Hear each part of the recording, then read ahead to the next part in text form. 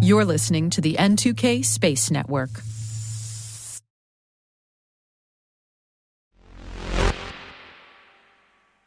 Intelsat and SES said back in March that they were just talking about merging.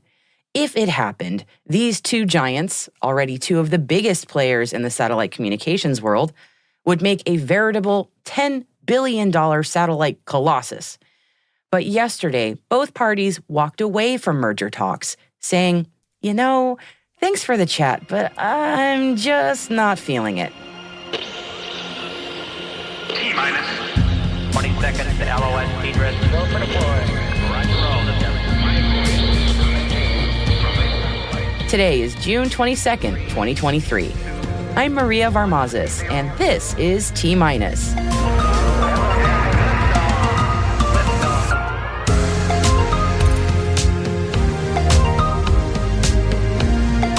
Intelsat and SES call things off. An anomaly affects the Otter Pup. Russian hackers say they've got Maxar satellite access for sale. SDA taps SAIC to make an app store for BMC3 LEO satellites. And yes, we'll translate that for you. And my interview today is with Kim Macharia, Executive Director at the Space Prize Foundation, on space education and empowering women to participate in the space economy. Stay with us.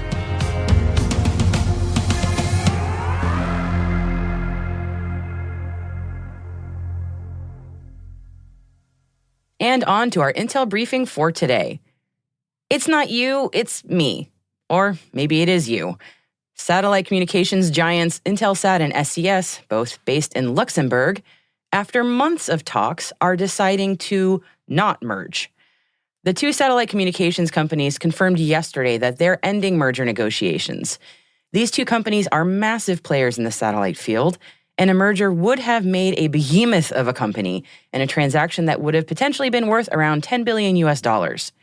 This merger may have helped to fend off the growing competition in the field that's likely nipping at their heels, while overall revenues for satellite communications continue to contract a bit year over year. It's worth a quick compare and contrast to other similar deals in satcoms that have gone through.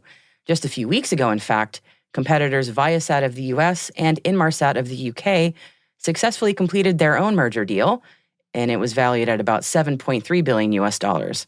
Plus, last year, Eutelsat of France and OneWeb of the UK also announced their own $3.4 billion merger. In the meantime, Intelsat and SES remain rivals, or perhaps we should say after this failed merger talk, frenemies? Now, friends of the show Starfish Space and Launcher provided an update yesterday on the status of the Otter Pup, a test bed for the company's in-space satellite servicing capabilities. The Otter Pup, which was stacked on top of Launcher's Orbiter SN3, launched on the June 12th Transporter 8 mission and was meant to test key technology invented by the Starfish team, including satellite rendezvous, proximity operations, and docking capabilities. According to the update from the two companies, after Orbiter separated from the rideshare, it, quote, experienced an anomaly which induced a high rotation rate, far outside the bounds of normal operating conditions. After an emergency deployment of Otter Pup from the orbiter, ground stations were able to make contact with the Otter Pup, but it is also experiencing excessive rotation. Right now, the companies say that it's unlikely that the Otter Pup will be able to continue with its mission, but they are still trying to stabilize it, so they aren't giving up hope yet. And I know it's not the update anyone wanted for this mission, and we applaud both companies for their transparency about this situation. Now, we've spent a good deal of time with Trevor, Austin, and Michael at Starfish, and we can tell you firsthand that they are the sort of people who won't let any setback get in their way. We here at T-minus wish them the best and are rooting for the Otter Pup. And now an update from our N2K colleagues over at the Cyberwire that's of particular interest to us here at T-minus. Access to a U.S. satellite is being hawked in a Russophone cybercrime forum. HackRead reports that a Russian-speaking hacker is offering access to a Maxar Technologies U.S. military satellite for $15,000. The account posting the offer, Labs666, offers to receive funds through the trusted third-party payment service Escrow. Now, it's difficult to know what to make of the claim, which seems a little excessive for credibility. This could be a hoax, or it could be legitimate. And as soon as we hear any updates, credible ones that is, we will be sure to let you know. The Space Security Defense Program, which is a collaboration between the Space Force and the National Reconnaissance Office, is hosting an unclassified brainstorming event focused on the U.S.'s role in future space conflicts. Participants from industry, academia, and government are invited to explore solutions to key challenges in the rapidly evolving space environment, such as the rise of AI, information manipulation, and adversary space capabilities. The conference will examine multi-domain solutions to threats across all space operations, including ground, link, and on orbit. The event, which is the first Innovation Foundry event, organized by the Space Security Defense Program, will take place from August 22nd to the 24th in Tampa, Florida, and applications are due by July 16th. And a link to apply if you're interested is in our show notes, which is space.n2k.com. Now, we told you at the top of the show we'd translate this acronym salad for you, so here goes. The Space Force's SDA, or Space Development Agency, has selected SAIC, and yes, that's technically an acronym, but that's really their company name, to build a cloud-based application factory for designing, testing, and deploying cyber-resilient battle management command and control communications, known as BMC3 software, for LEO, or low Earth orbit, satellites. Likened to Apple's app verification process, the environment will support in-space satellite upgrades. The application factory will develop and validate what it's calling compute modules that allow satellites in the Proliferated Warfighter Space Architecture, or PWSA, to exchange data. Now, this initiative is part of the SDA's plans to launch its first data transport satellites in 2024, contributing to the Defense Department's Joint All-Domain Command and Control concept for linking sensors and shooters across all military services. In related news, the artist formerly known as Raytheon Technologies, now called RTX, has chosen Mynaric to provide optical communications terminals for the Space Development Agency's Tranche 1 tracking layer program. The 7-satellite mission, awarded to RTX earlier this year, will use Mynaric's Condor Mark III terminals. Deliveries are expected to take place in 2024. The program aims to identify and track hypersonic weapons and advanced missiles, with the satellite constellation offering missile warning and tracking capabilities to the U.S. Department of Defense. Mynaric's Condor terminals will also supply Northrop Grumman's 14 satellites for the same Tranche 1 tracking layer program. And in the show notes, we've also included a deep dive from the Aerospace Corporation on the Space Force 2024 budget request. If RDT&E and manpower trends are your thing, be sure to check it out. Space News is reporting that NorthStar Earth and Space has signed a multi-launch contract with Rocket Lab to deploy its space situational awareness satellites.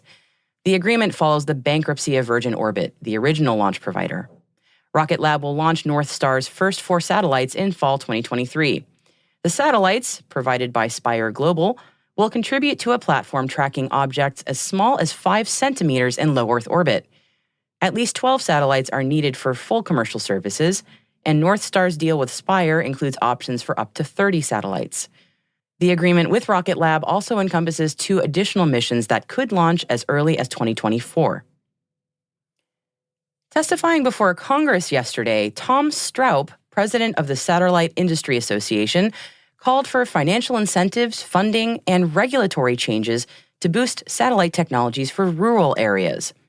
Stroup emphasized the vital role of satellite technology in enabling next-generation farming, broadband access, and robust IoT connectivity for agriculture. Costs are dropping for both space and ground systems, which has resulted in a decrease in the cost of capacity of 90% over the past 8 years. Most importantly, satellite services are available now across the entire country without the need for additional build-out. As the Information Technology and Innovation Foundation notes, no single broadband technology holds all the advantages. With finite resources and widely varying topography, we need a flexible combination of all available access technologies to bridge the digital divide. He proposed a 7-point strategy: financial incentives for rural broadband expansion, funding for satellite broadband and IoT in rural areas, technology-inclusive program requirements, streamlined regulations, spectrum protection, private-public partnerships, and investing in satellite R&D. NASA has opened the Earth Information Center at its headquarters, a public facility aimed at showcasing the data collected by its Earth science spacecraft. The EIC's goal is to make NASA's crucial environmental data more accessible to the public and decision-making agencies such as the Department of Agriculture, the Environmental Protection Agency, and FEMA, the Federal Emergency Management Agency. However, funding for future Earth science missions, including the Earth System Observatory, is uncertain due to fiscal constraints and the recent debt ceiling agreement. NASA Administrator Bill Nelson has stated that while science missions will continue, some may be delayed depending on final appropriations. And welcome to the Artemis Accords, Ecuador, now the 26th country to sign the cooperative principles guiding space exploration. The agreement was signed by Gustavo Manrique Miranda, Ecuador's Foreign Affairs Minister, and Karen Feldstein, NASA's Associate Administrator for International and Interagency Relations. Space News reports that tech startup Danti has emerged from stealth, announcing a $2.75 million pre-seed funding round. Danti is building a search engine for geospatial data to help users access information about Earth's locations using natural language. Led by TechSquare Ventures, the round will be used to fast-track the development of Danti's search engine for U.S. intelligence agencies and early commercial customers. The firm recently secured a $75,000 prize from the National Geospatial Intelligence Agency for an application that assists non-expert users in processing geospatial data into actionable intelligence. On a somber note, Virgin Galactic announced that Evan Lavelle, the chair of the company's board of directors, died unexpectedly following an illness on June 20th. Mr. Lavelle joined the company's board in October 2019 and was appointed chair in April after serving as interim chair since February 2022. Ray Mabus, former Secretary of the U.S. Navy, will serve as interim chair. Rest in peace, Mr. Lavelle. And a brief shout out for everybody's favorite orange behemoth, the ULA Delta IV Heavy had a successful launch last night, which marks the second to last time we'll see that big guy go. It had a classified satellite for the NRO aboard, the NROL-68 mission, nicknamed Nusquam Celare, meaning nowhere to hide.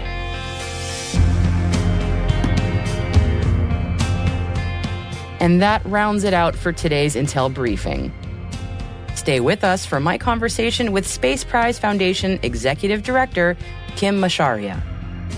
Hey T-Minus crew, if your business is looking to grow your voice in the industry, expand the reach of your thought leadership, or recruit talent, T-Minus can help. We'd like to hear from you.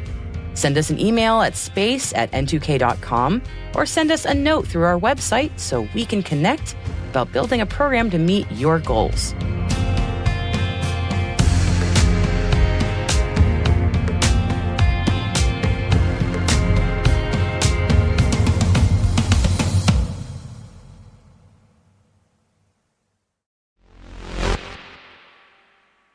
Today on the show, I'm speaking with Kim Macharia, who is the Executive Director at the Space Prize Foundation. She's a diversity and inclusion advocate, and she's working to empower women to participate in the space economy. One of the many ways she's doing that is through the Space Prize Foundation, so I started by asking her to tell me a little bit more about it. Hi, my name is Kim Macharia, and I am a diversity and inclusion advocate within the space sector. The Space Prize is a nonprofit that's relatively new. I feel like I keep saying that, but we've been around for about a year and a half now, so we've been able to launch some really fun initiatives around gender equity and this notion of universal space literacy since our inception. When we were founded, we actually had a contest planned that I got to spearhead over here in New York. We ran a Space Prize challenge, as we like to call them, for high school girls, and we gave away a zero-G flight plus a bunch of other amazing perks that I wish I could have had when I was a kid, to 5 deserving women. They were each student was from a different borough in here in New York City. And after that contest, we expanded to Paris and Portugal. We're hoping to do some more cities this year, different countries. And we also have free education curriculum that we distribute to teachers and students around the globe. What kind of barriers are young women encountering today that may be keeping them out of an industry that they're very interested in, specifically the space industry? I believe that some young women tend to second guess themselves when it comes to their own ability to exceed and excel in an industry that is viewed as being a bit elite and elusive and a boys' club, right? I think that it's more of a cultural mindset shift that has to take place in order for us to see some significant change happen in the pipeline in that area. Because when I work with these young women, they're still excelling, right, in all of these same areas that young men are excelling in. So that's not really the issue. They just seem to have more doubts around themselves. They struggle more to find the right support, mentorship especially, which is why as a part of our program, each of our winners from our New York City contest, they got a year of mentorship from a leading woman in the aerospace sector.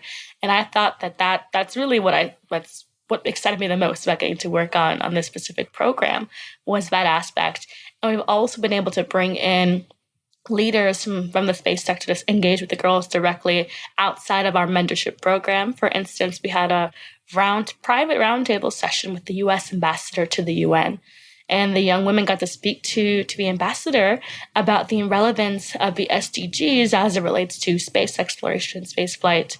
And watching them feel empowered and seeing the positive reaction that they were getting from the ambassador, that's the exact kind of, confidence boost that I think these young women needed in order to believe that they really can continue after their participation in our program to pursue something in the space sector because they feel like they have a chance to make a genuine, valuable contribution to the industry. That's so important because that second guessing, it holds people back before they even get a chance to start. And something that we were chatting about before we started recording the interview is I'm of an age where I remember when a lot of these discussions were becoming a lot bigger about getting more women, more underrepresented groups into space. And even at my age, I'm like, the needle hasn't moved as much as I would have thought. And there are so many thoughts on why this is the case, but I'm curious to get your opinion on what's going on. Like, why are we still seemingly stuck here? Yeah, when you look at the numbers, about 20% of the industry's workforce is made up of women, and that number has hardly shifted over the last 2 to 3 decades, which is quite unfortunate. And I believe that there's an issue when it comes to women getting promoted once you're in that mid-level position to getting senior-level positions. And if we don't, again, going back to the notion of needing to see representation and have mentorship from folks who have been there, done that, there aren't a lot of women who get the chance to make it to those C-suite positions, not because there aren't plenty of qualified women out there, but because they're not being properly considered and evaluated for the positions. If you talk to some folks who are in the recruiting business for positions of that caliber, they often don't have women on their list of top candidates that they are automatically beginning to consider. And I think that not enough effort and programming and such has been developed in order to tackle that issue within the pipeline. There are plenty of fantastic programs available for young women in high school and college now even, but I think we're neglecting the importance of that mid-level to senior level transition and the support that's needed in order to enable that proper increase that we want to see with women being represented in senior level positions. And I think if we could have that increase happen, that'll also help us again to tackle the issue that we see at earlier points in the pipeline. This brings up a point that comes up a lot also in discussions about retention. A lot of folks get completely burnt out. Many people of color, many women just kind of find like it's just not a comfortable place, or just for many sorts of reasons, don't want to stay anymore. And that's a huge cultural shift. What should companies be thinking about doing there? Not an easy problem, but any thoughts on that? I think some of the similar structures and fellowships and such that have been set up for students of younger generations can relatively easily be translated into creating programs that can assist, again, that difficult transition of mid to senior level positioned folks. I know the Carmen Fellowship, I feel like, does a really great job at promoting young leaders who are on the cusp of being able to have those opportunities. But I think many other companies could model programs after things like the Carmen Fellowship in order to assist at that gap. That and also providing solid resources to their employees the inception of the company. I think diversity often isn't baked into the foundation of a company. And I think more companies are trying to do that. But once you're kind of already established, it's more of an uphill battle. I mean, last year I was serving as the chair of the Space Frontier Foundation, and we had a special competition that we ran at the International Space Development Conference over in DC that year. And we had a competition that was around supporting diverse founders specifically. And we had workshops and such for the students to think about how they can, again, bake in inclusion and diversity into the very foundations of the companies that they would like to create. And they were quite receptive to it. So I think it's also a matter of simply being exposed to best practices, because most folks also struggle with the how do I go about doing this in my business? And once they get to a point of struggling a little bit too long, they kind of, I wouldn't say give up, but they don't give it as much energy as it properly deserves, because we work in the space sector. Space is very, very hard. There's so many problems and things breaking down all the time. It makes sense why folks may put a complex, nuanced issue like DEI over in the corner. But I think, as many of us know, innovation is extremely enhanced by having a diverse workforce. And so it needs to be prioritized from the beginning if you want to have a company that can stand the test of time. I'm going to go back to Space Prize Foundation for a moment, because I thought it was fascinating that it has an international focus and that it's continuing to grow at an international scale. Being an American, a lot of my conversations tend to be very U.S. focused, but are the challenges in other countries, in other parts of the world, are they very different than the ones that maybe we have in the United States for trying to get more women involved in, more people of color involved in the aerospace industry? Absolutely. I mean, it's a blessing to be an active member of the space community within a country like the U.S. We have a fantastic public space program and amazing private companies that are breaking barriers and transforming the way in which our world works every single day. And unfortunately, a number of other countries can't say the same thing. Although the global space economy will become more reliant on diverse, non-traditional stakeholders in the very near future, right now, folks who have a desire to engage in the world of space don't have that support. They don't have access to resources. And a lot of them don't know where to start. They have their passion, and that's enough to get them, taking a few steps forward. But then it comes to a certain point where they do need extra support. And because I believe that the space sector is a unique industry that affects countless aspects of our daily lives as global citizens, but it's also very young, and it has a lot of unique entry points for new actors to participate.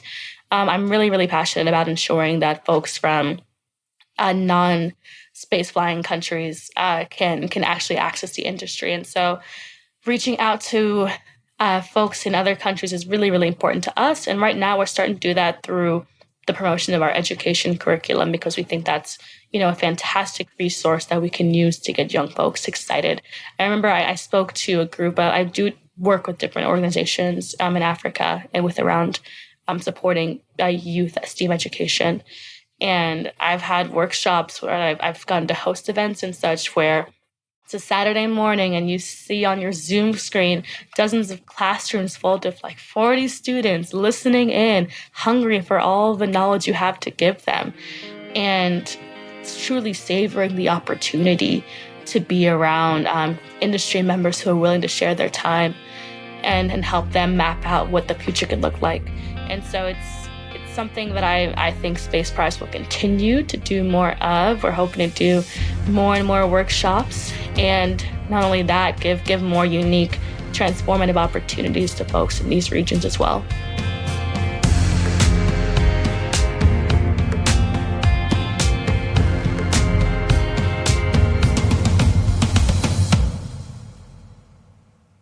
We'll be right back.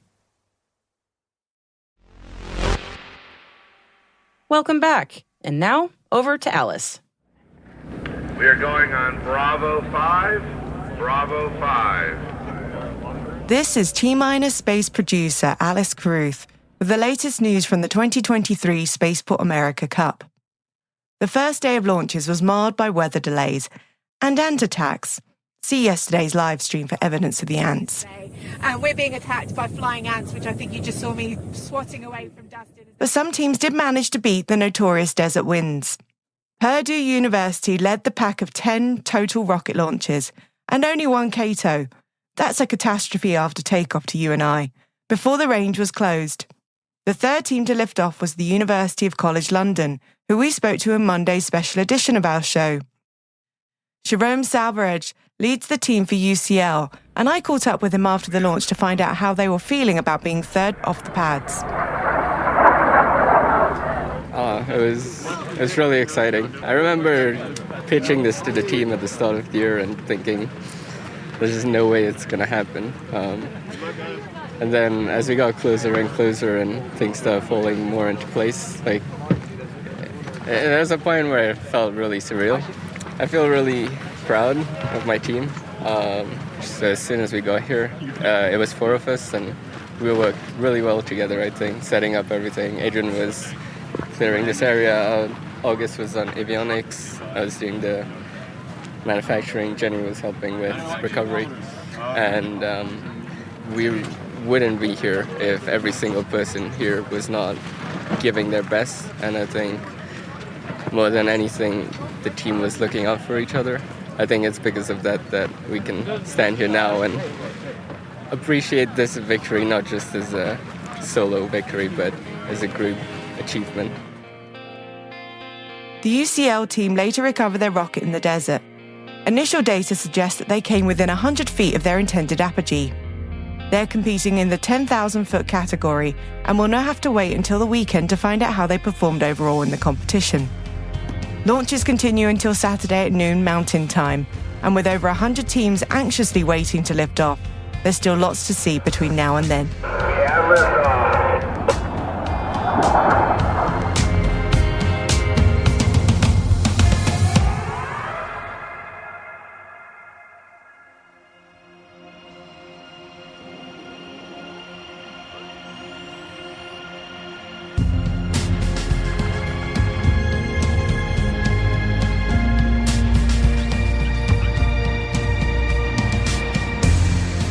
That's it for T-Minus for June 22nd, 2023. For additional resources from today's report, check out our show notes at space.n2k.com. We're privileged that N2K and podcasts like T-Minus are part of the daily routine of many of the most influential leaders and operators in the public and private sector, from the Fortune 500 to many of the world's preeminent intelligence and law enforcement agencies. This episode was produced by Alice Carruth. Mixing by Elliot Peltzman and Trey Hester, with original music and sound design by Elliot Peltzman. Our executive producer is Brandon Karpf. Our chief intelligence officer is Eric Tillman. And I'm Maria Varmazes. Thanks for listening. We'll see you tomorrow.